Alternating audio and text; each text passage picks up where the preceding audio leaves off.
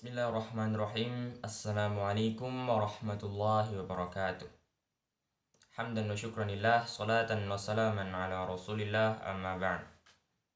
Perkenalkan, nama saya Nanda Rizky Artanto dari kelas 10 MIPA 1.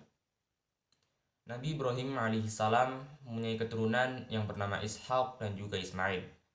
Dari Ishak ada Yakub. Keturunan Yakub adalah apa yang kita sebut dengan Bani Israel. Di antaranya Bunyamin, Yusuf, Yahuza, Imron, dan juga yang lainnya. Keturunan dari Yahuza bin Yakub adalah apa yang kita sebut dari bangsa Yahudi. Di antaranya adalah Daud yang mempunyai anak Sulaiman. Dari Sulaiman akan ada keturunan bernama Imron. Imron melahirkan putri bernama Maryam. Maryam melahirkan seorang nabi bernama Isa alaihissalam. Dari keturunan Sulaiman pula akan lahir seorang nabi bernama Zakaria dan juga Yahya. Dari keturunan Imron bin Yakub akan ada seorang nabi yang lahir juga bernama Musa yang mempunyai saudara bernama Harun. Dari Harun akan ada keturunan seorang nabi bernama Ilyas dan juga Ilyasa. Kembali lagi kepada Nabi Ibrahim yang mempunyai seorang anak bernama Ismail. Dari keturunan Ismail akan ada seorang bayi yang lahir yang akan membawa rahmatan lil alamin, yang akan membawa rahmat bagi seluruh umat. Bayi tersebut akan menjadi khatimul anbiya, penutup para nabi. Bayi tersebut adalah Muhammad sallallahu alaihi wasallam. Muhammad lahir pada tanggal 12 Rabiul Awal bertepatan dengan tahun gajah. Para ulama ada yang menyebutkan bahwa beliau lahir pada tanggal 9 Rabiul Awal. Tapi semua sepakat bahwa beliau lahir pada hari Senin bertepatan dengan tahun gajah di Mekah dari keturunan suku Quraisy Bani Hashim, suku yang sangat mulia di kalangan masyarakat Mekah. Muhammad lahir dalam keadaan yatim. Ayahnya meninggal di saat ia masih di dalam kandungan. Ayahnya bernama Abdullah bin Abdul Muttalib bin Hashim dan ibunya bernama Aminah binti Wahab. Setelah lahirnya Muhammad, kakeknya Abdul Muttalib membawanya ke dalam Ka'bah dan diberinya nama Muhammad. Nama yang pada saat itu sangat asing, jarang terdengar di telinga orang-orang Arab. Namun saat ini berjuta-juta orang memakai namanya. Muhammad dikhitan pada hari ke-7 setelah kelahirannya setelah diakikah. Kelahiran Muhammad disertai dengan tanda-tanda yang Allah berikan.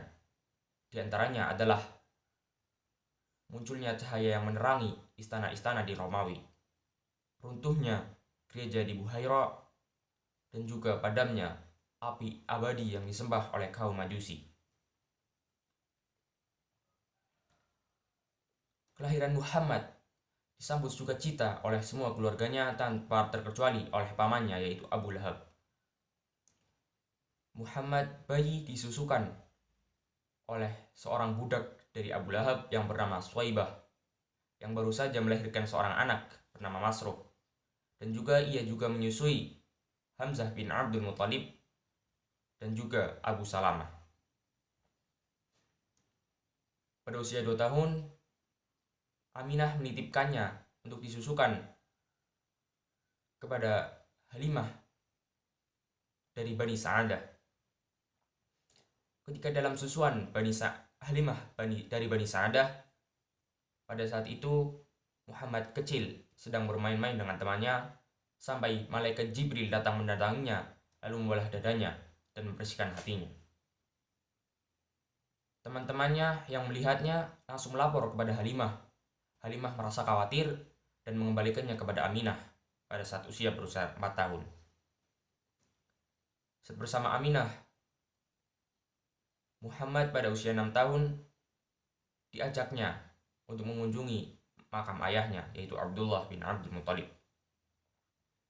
Setelah sepulang dari mengunjungi makam ayahnya, dalam perjalanan pulang, ibunda Muhammad wafat di daerah Abwa dan langsung dimakamkan. Setelah meninggalnya Aminah, Muhammad diserahkan kepada Abdul Muthalib, kakek dari Muhammad, sampai berusia 8 tahun. Saat Nabi Muhammad berusia 8 tahun, kakeknya meninggal dunia, lalu ia diserahkan kepada pamannya yaitu Abu Thalib. Kegiatan saat bersama Abu Thalib adalah berdagang ke Syam. Pada suatu hari ia berdagang ke Syam dan dalam perjalanannya ia bertemu dengan pendeta Bahiro di sebuah daerah yang bernama Bushra. Pada saat itu usia Nabi mencapai 12 tahun. Pendeta Bahiro itu langsung mendatangi Muhammad dan pamannya untuk memberitahukan tanda-tanda kenabian yang ada di dalam diri Rasulullah Shallallahu Alaihi Wasallam. Ia menyuruhnya pulang ke Mekah agar tidak diketahui oleh bangsa Romawi dan Yahudi, karena mereka pasti tidak akan rela bahwa Nabi terakhir bukan datang dari golongan mereka. Kehidupan remaja Rasulullah, salah satu peristiwanya adalah Hilful Fudul. Hilful Fudul diawali dari datangnya pedagang dari Yaman, dari kabilah Zabid yang datang ke Mekah dengan membawa barang dagangannya. Lalu ada seorang lelaki dari suku Quraisy, yaitu Al-Ash bin Wa'il, yang mengambil barang dagangannya tanpa membayarnya. Lalu pedagang ini merasa tidak adil dan merasa terzolimi. Lalu ia meminta bantuan kepada pemuka suku Quraisy. Singkat cerita, Abdullah bin Ju'dan memanggil semua pemuka-pemuka Mekah untuk datang ke rumahnya untuk menyetujui perjanjian bahwa akan menolong orang-orang yang terzolimi dan menghentikan orang-orang yang menzolimi. Rasul yang pada saat itu masih remaja ikut dalam perjanjian tersebut. Dan Rasul bersabda bahwa ada hal yang lebih ia cintai dari unta merah, yaitu perjanjian Hilful Fudul. Seandainya perjanjian ini ditulis saat aku setelah membawa agama Islam, maka aku akan menyetujuinya, kata Rasulullah Shallallahu Alaihi Wasallam. Perjanjian ini dinamai Hilful Fudul karena orang-orang yang mendatanginya adalah orang-orang yang memiliki keutamaan. Lalu kejadian lain saat beliau dewasa adalah Perang Fijar, yaitu perang yang terjadi di bulan Haram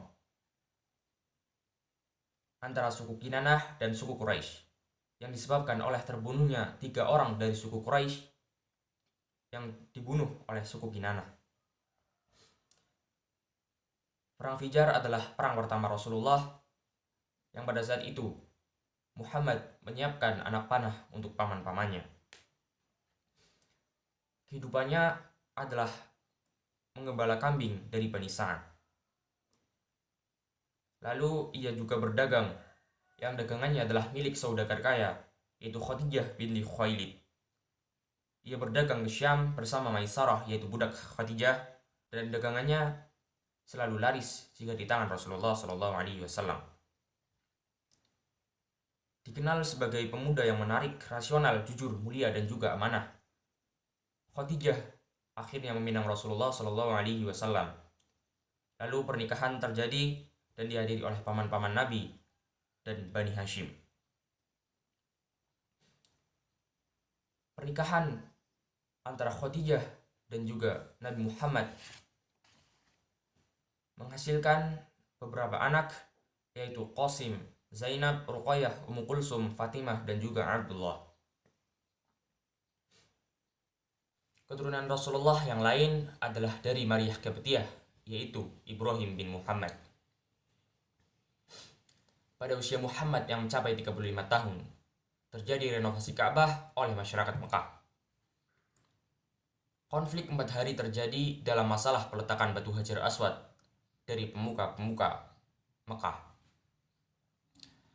Abu Umayyah memberi usul, barang siapa yang masuki masjid pertama kali di hari esoknya, maka ia yang berhak meletakkan batu Hajar Aswad di tempatnya.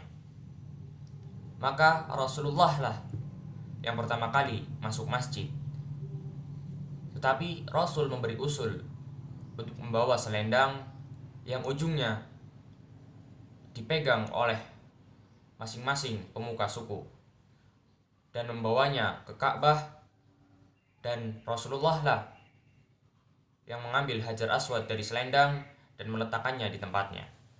Pada usia 38, 39, dan 40 tahun usia Muhammad. Pada setiap Ramadannya, setiap sekali setahun, pada malam hari ia naik ke Gua Hira di Jabal Nur. Dan pada usia 40 tahun, Jibril kembali mendatangi Nabi Muhammad untuk memberikan wahyu yang pertama. Rasulullah ketakutan dan pulang ke rumahnya, dan Khadijah menenangkannya.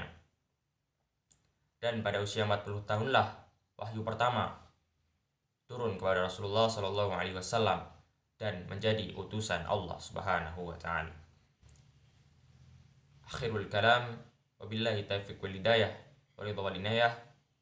Wassalamualaikum warahmatullahi wabarakatuh.